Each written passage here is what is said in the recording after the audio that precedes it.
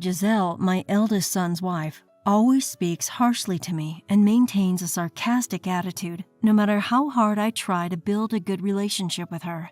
When invited to our granddaughter Marcia's 5th birthday party, my husband and I arrived only to find Giselle had prepared a meal and cake for just 3 people. Giselle, what about our meal? Only enough for the family. What? No food for stingy people here. She said this while still holding the gift and envelope we had just given her. A $500 gift for your granddaughter's celebration? Are you joking? My dad gave $2K. It should be at least $1K. I thought it was a normal amount. I'm at my limit. Can we cut ties after today? Giselle said with a full smile. Having my own parents here is more than enough. We don't need you. In fact, you're just in the way. My husband and I exchanged glances. Shall we go home? Yeah. I was shaking with anger. Enough of holding back. I will make her regret how she insulted us and ruined Marcia's birthday. I am Elise, a 60-year-old living with my husband, Matt. I work part-time in a restaurant. Ever since our eldest son, Jackson, landed a job at a major company, I felt a weight lifted off my shoulders. Matt and I enjoy our days off together, going to movies or traveling. We have a good marriage. Matt is kind, and Jackson is serious and kind to his parents. I felt blessed but secretly worried that Jackson, in his late 20s, showed no signs of marrying. I hoped to be called grandma one day, but I understand many young people nowadays choose not to marry. Just when I had almost given up hope, Jackson brought home his fiancée. She was Giselle, the only daughter of a well-known local company. They met at a cafe near Jackson's company. Giselle, not adept at office work and looking to gain some experience, was working there part-time. She had approached Jackson and they started dating. She seemed like a capable, beautiful woman who could lead Jackson. The year after they married, they were blessed with a granddaughter named Marcia. Jackson and Giselle, who lived in a nearby condominium, would often bring Marcia to visit us during long weekends, besides Thanksgiving and Christmas. Matt and I adored Marcia, who was growing up so fast. Giselle always seemed happy watching us. However, what started as a good relationship between Giselle and me began to crack, triggered by her requests. One day, as usual, Jackson, Giselle, and Marcia came to visit. Seeing Matt and Jackson off on a shopping trip, Giselle approached me. Marcia has sensitive skin, so we have to be picky about her clothes. The ones with good designs are pretty expensive. Was she hinting that she wanted me to buy baby clothes? I wondered. Jackson earns a salary higher than the average for men in their 30s. He's so generous. Wouldn't he easily give money for children's clothes if I asked? Maybe they're saving for the future and don't want to spend from the household budget. And Giselle's family seems wealthier than ours. Maybe it's hard for her to ask her parents? Giselle, is there a particular outfit you want? After hesitating, I asked, and Giselle's face lit up. Yes, I love this brand because it's cute. Famous actresses often dress their kids in it. She showed me images on her mobile phone, and I was astonished. A short-sleeved t-shirt was $70, a lacy dress $100, and ballet shoes with the brand logo were an astonishing $1,000. Giselle, isn't that a bit extravagant for ordinary folks like us? I gently chided her, but Giselle retorted with widened eyes. Don't you find Marcia adorable? I don't mind wearing thrift store clothes, but I want my daughter to wear nice things. Overwhelmed by her fervor, I ended up buying the high-end clothes and shoes she insisted on. I hesitated to tell Matt about it, choosing to remain silent. I justified it to myself, thinking I bought these with my own salary, so it's okay, right? After that, besides other gifts, I continued to send clothes and shoes for Marcia's birthdays and Christmas. However, one thing puzzled me. Every time the clothes arrived, Giselle would send a thank you message, but she never posted pictures of Marcia wearing them. One weekend, while having lunch with a friend, I confided in her about this. She thought for a moment and then showed me an online marketplace. Is this? I gasped in surprise. Just 2 days after I had sent Giselle the clothes, the same items were listed on the site. The same items you bought for your eldest son's wife? Yes, a limited edition for spring. No mistake there. And they're unopened. I always buy children's clothes here, so I keep an eye on this brand. It's popular, and unopened items sell for a high price. My friend frowned. This person, I remember their username because it's unique. They post high-end brands several times a year, so I wondered if they were selling gifts they received. I had a bad feeling. If it happened just once, it could be a coincidence. But if it continued, it would mean Giselle was secretly selling the clothes I sent. Or worse, was she planning to sell them from the start and just using me to buy them? Afterwards, whenever I checked the online marketplace, 2 days after I sent the clothes, the same items listed by the same username would appear. Last year, during a visit to Jackson and Giselle's home, I finally decided to confront Giselle. I've decided to stop giving clothes as gifts. Eh? Why? Giselle puffed up her cheeks in response. Matt opposed the idea of such expensive children's clothes, but don't worry, I'll continue to give toys and gift cards as usual. I had finally talked to Matt about this matter, albeit late. Matt agreed with me. Giselle, being a housewife, might be selling the children's clothes for some extra cash. If you find it hard to refuse, feel free to use my name. Thank you, I'll do that. Sure enough, when I mentioned Matt's name, Giselle swallowed her complaints. She's not comfortable with the reticent Matt. Fine then, I understand. Matt's quite stingy, isn't he?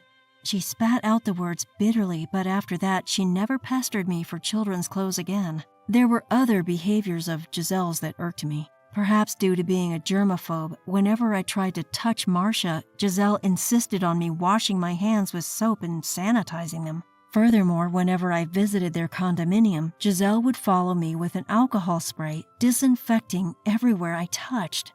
It felt like being treated as a germ, which was unpleasant. Amidst growing distrust towards Giselle, I received an unexpected call from her. Surprised, I answered and she spoke with a buoyant voice. We're planning a birthday party for Marcia soon. Would you and Matt like to come and celebrate with us? Really? Is that okay? I had to ask again to be sure. We usually invite kindergarten friends, but this year, Marcia already celebrated with a friend whose birthday is close, so Jackson and I thought we'd invite you guys. How about next Sunday? We're free, thank you, we'll be there. I was planning to send the present by express delivery service as usual, so I was really happy. Is the doll she wanted before okay for a present, or would you prefer a gift card? Could we have cash this time? Understood. After discussing with Matt, I put the present and $500 in an envelope and went to Jackson and Giselle's condominium the following Sunday. The living room, stylishly decorated with pastel-colored balloons and garlands, had Marcia standing there with a shy smile, her hair adorned with a ribbon, wearing a pink dress. Grandma, Grandpa, thank you for coming to my birthday party. Marcia greeted us, holding the hem of her skirt, and both Matt and I couldn't help but smile warmly. She always looks cute, but today she looked like an angel or a fairy. Thank you for inviting us. Now 5 years old. You're a big girl now. Yes, I'm a big sister now. Her confident reply was irresistibly adorable. Dad, Mom, thanks for coming. We were surprised to see Jackson. It had been months since our last meeting, and he looked quite worn, with dark circles under his eyes. You look a bit thin. Is work keeping you busy? Oh, yeah. Jackson's vague smile gave me an uneasy feeling. Jackson, you've had your company health checkup, right? I have. Sorry, this is a call from work. He stepped out into the hallway, quickly ended the call, and returned to the room. I need to head out to the office for a bit. I'll be back by evening. Giselle, please order dinner for Dad and them, too. Okay. As Jackson hurriedly left, Giselle brought in a casserole and a whole birthday cake to the dining table. Dad's gone to work, so let's eat without him. While saying this, she cut the bear-shaped cake into 3 pieces. 3? I noticed that Giselle had set the table with only 3 plates and cutlery. She divided the casserole into 3 portions and placed them on the plates. Giselle, what about our portions? I asked, puzzled. Giselle just shrugged her shoulders. There's only enough for the family. What? No food for stingy people here. She said this almost singingly, holding the envelope we had just given her. A $500 gift for your granddaughter's birthday? Are you kidding? My dad gave $2,000. It should at least be $1,000. I thought it was a normal amount. As I quietly countered, Giselle looked at us and snorted. Normal? For someone working in a factory part-time, $500 must be a lot, right? Oh, I apologize then. Hey. Ignoring Matt's changing expression, Giselle continued in a mocking tone. I knew this family was poor before I even married. The house is old, the interior is outdated, and the whole family is incredibly stingy. This is what you call a marriage of financial disparity. And it's almost laughable. But this is worse than I expected. Anger welled up inside me. A marriage of financial disparity, she says? She was the one who pursued Jackson, and now she dares to talk like this. That's why I've always been thorough with disinfection, to avoid catching the poverty germs from you. It would be terrible if me, a CEO's daughter, or Jackson, who works in a major company, got infected. I see. That's why she was almost peeling her skin off, constantly wiping her hands with sanitizing wipes. But I'm at my limit. Can we cut ties after today? Giselle said this with a full smile towards Matt and me. Having my own parents is enough. We don't need you. In fact, you're just in the way. Matt and I exchanged glances. I thought Matt would be angry, but he seemed to have moved past anger to disbelief, wearing a cold expression. Shall we go? Yeah. As we headed to the entrance in disbelief, Marcia followed us, looking confused. Grandpa? Grandma? Are you leaving already? I was looking forward to playing with you. Seeing Marcia's tears, my heart clenched. I hugged Marcia. I'm sorry, darling. We have to go today, but we'll come and see you again soon. Until then, be a good girl and listen to Dad and Mom, okay? Okay, I understand. As Matt stroked Marcia's head, I noticed Giselle standing behind him, arms crossed, glaring at us. With heavy hearts, Matt and I left Marcia behind. In the evening, Jackson called after returning home. When I got home, Marcia's eyes were swollen. She had been crying since you two left. Is that so? Mom, you left because your stomach was hurting, right? It can't be helped. Did you go to the doctor? I'm feeling better now, thank you. Jackson's kindness warmed my heart. Compared to Giselle, after hanging up, intense anger welled up inside me, and my hands trembled. Giselle had driven Matt and me away, and Marcia's tears probably didn't matter to her at all. Enough of holding back. I will make her regret how she insulted us and ruined Marcia's birthday. Despite Giselle's declaration of cutting ties, she seemed to still hide her true self from Jackson. I hadn't left the family messaging app. Matt and I could still communicate with Jackson and Giselle. So I decided to use the messaging app to reveal Giselle's true nature to Jackson. Timing it during his company's break, I posted the online marketplace images in the group message. Giselle responded quickly. Elise, delete that photo right now.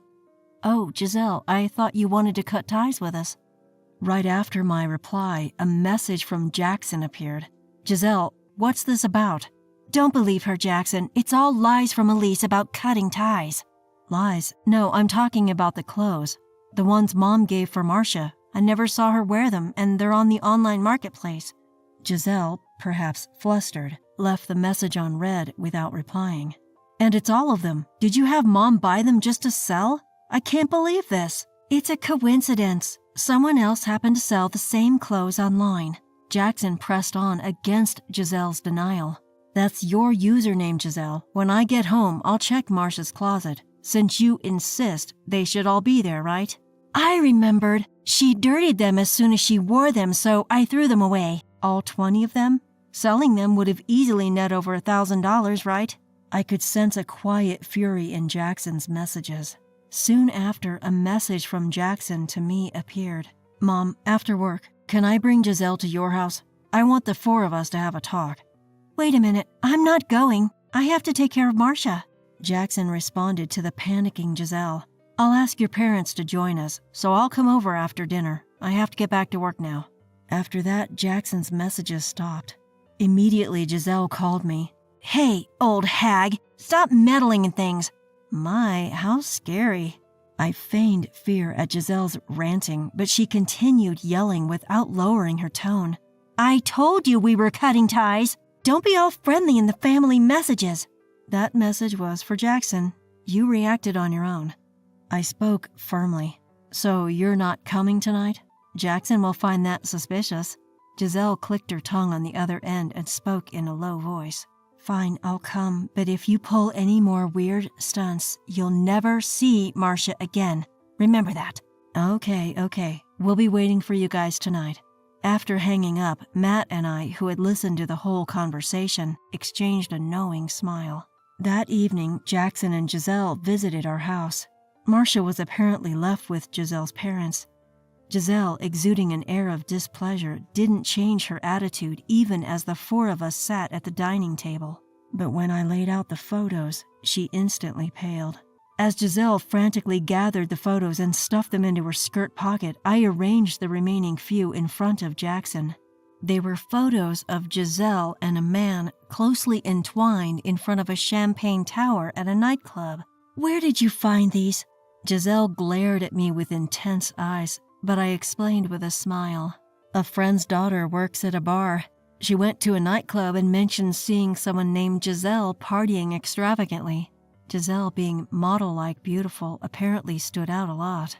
I didn't believe it at first, but when I showed your photo to my friend's daughter, she recognized you. Then I searched your username from the online marketplace and social media, and that's how I found these images. Jackson picked up one of the photos. There was a fierce anger in the usually calm Jackson's face. A nightclub, huh? Jackson, there's a reason for this. You left Marcia with me saying you were working overtime and went out to places like this every night? The story about helping a friend was a lie then. Giselle, faced with his icy tone, didn't even try to excuse herself. Jackson sighed and covered his forehead with his hand.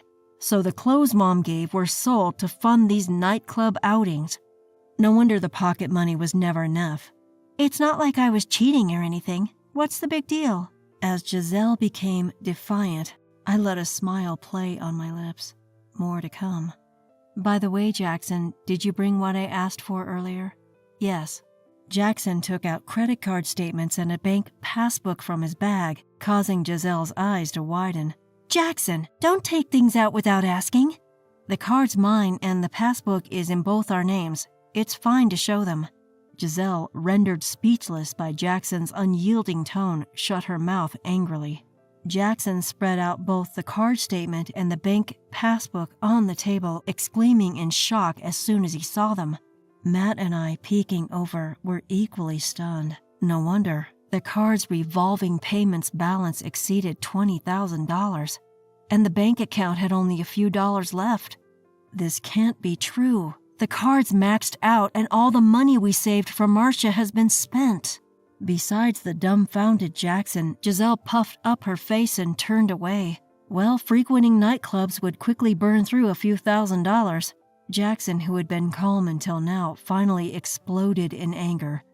Giselle, touching our child's savings is absolutely wrong. How can you even call yourself a mom?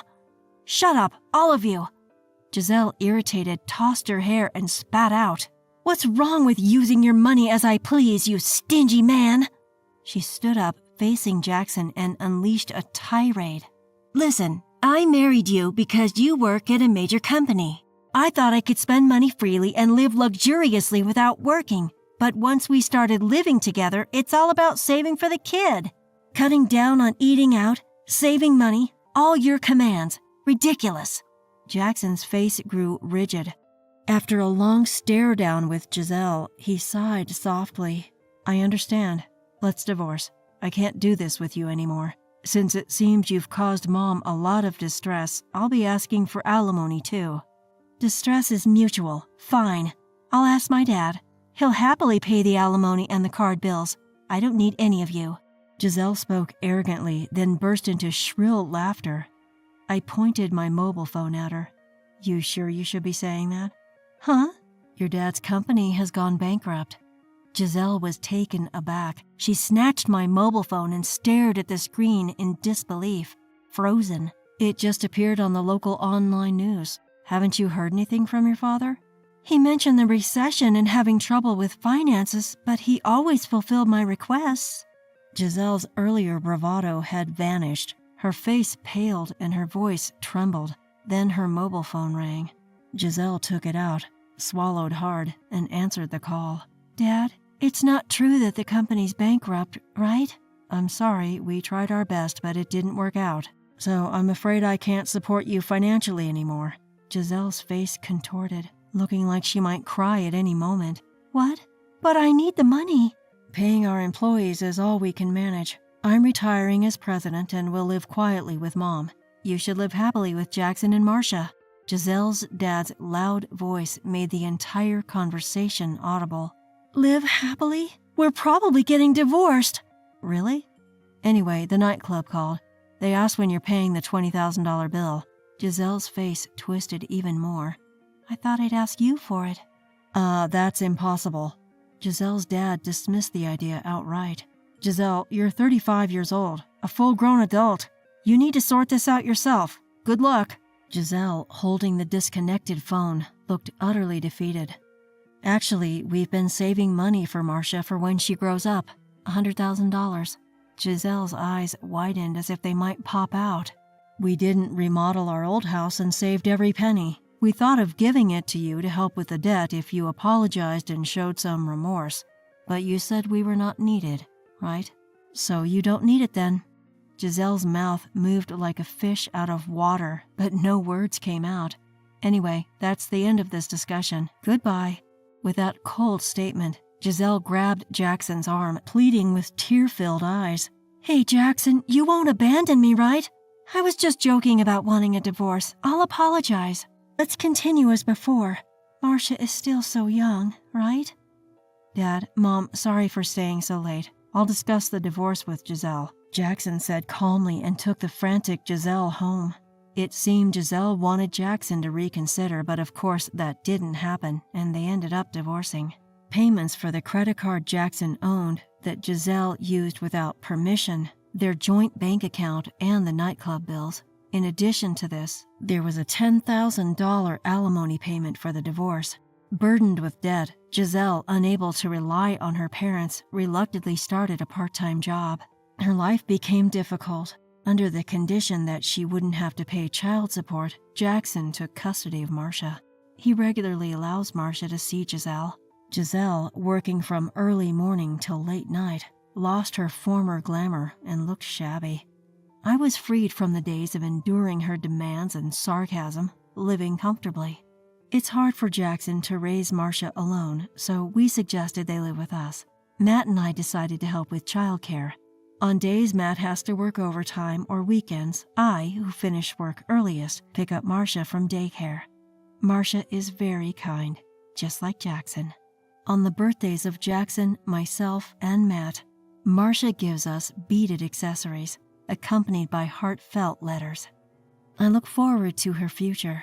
We three adults want to continue warmly watching over Marcia's growth.